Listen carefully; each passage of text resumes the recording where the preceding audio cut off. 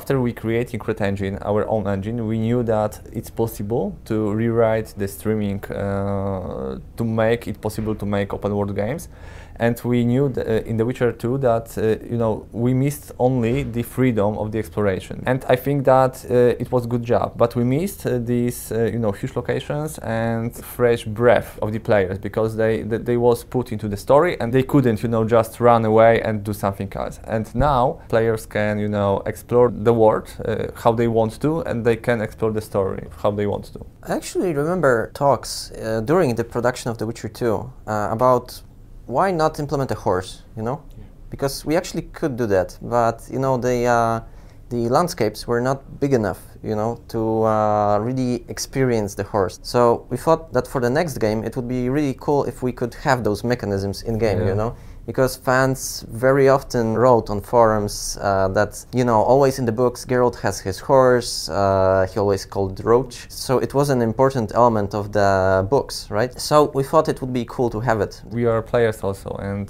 we loved, RPG games and open world games, but I think that everyone in the studio played Skyrim, for example. Yeah, but I think that the lessons we learn on Skyrim is that you need to care about immersion with the game all the time.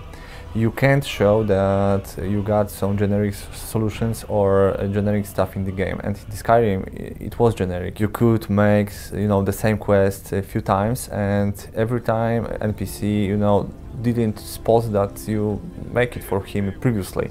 In my opinion, to make this immersion, every quest needs to be designed this way that NPC react for what you are doing. Why, for example, this immersion is better in The Witcher 2? Because every choice got its own consequences. You see how change, the life of the people, and you can speak with them about it.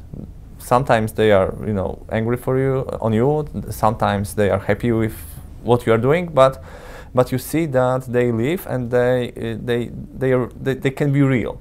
And the second thing, if I'm thinking about Skyrim, is that they don't get very good characters, as I said before. And I tried to remember, 5 characters from the Skyrim and name them from my memory, and I can't. Because this storyline is very generic, and exploring of the world is cool, but I think that they missed it. And for sure, we need to learn from them how to make open world, how to make this feeling of open world, how to build the world to make these huge vistas, and in the same time fill it with dungeons or adventures or stuff you can do in this world. But I think that when we combine it with our knowledge from the previous games, it will be, perfect RPG. In my opinion, they did a great job of making those really good vistas and very good, spots on the location that when you see them, you feel the motivation to go to that place and, explore it. For example, I always have in my head this picture that when I leave this first episode of the game, and go into open field and see a city, probably, I think it was called Whiterun, in the middle of this, plains, and you saw that mountains in the distance with clouds around them, It really gave you this feeling that this world is huge, right? The problem is combining a cinematic experience, right? So, for example, those really well-directed dialogues, cutscenes, which has to take place in a certain spot on the location, right? With freedom and, not making boundaries for the players, because that's always an issue if you do the story-driven game. I played few games that tried to do that. For example, Fallout New Vegas. They had a really good storyline, in my opinion, and they had their own open world. They didn't have too much cutscenes, but it clicked a little bit in there, but still I felt that something was missing, I don't know if it was caused by the tools or something else, but it just showed me that it's a really big challenge, for the developers. We have already implemented a large part of our game, and I think that we have kept the good elements of the pacing of The Witcher 2, right? And combined it with these open world solutions. we decide to change some of motivations of the player, because in The Witcher 2 it was also like this, that you get the quest, you got the goal you need to do, and you go to the mapping and do this goal.